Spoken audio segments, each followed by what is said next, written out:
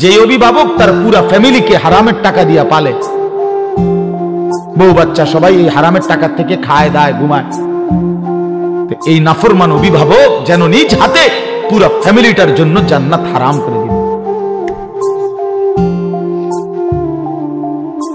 কারণ এই হারামের টাকাটা তো সেও খায়, পুতেও খায়, বউও তো খায়।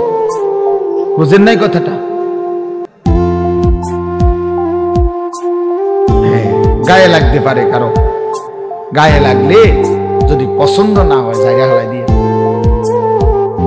পানি দিয়ে দিয়ে তাহলে আরে তো সাবান লাগাই লেলে পরে লিখতে পারে। অনেকের আছে আরে মাত্র ইনি কইবই এতে কত ভালো ভালো হুজুর দেখছি ইনি কইয়া গেছে আমার লড়াইতে পারছে না। এবার আইসে এবার আমার উল্টাইলে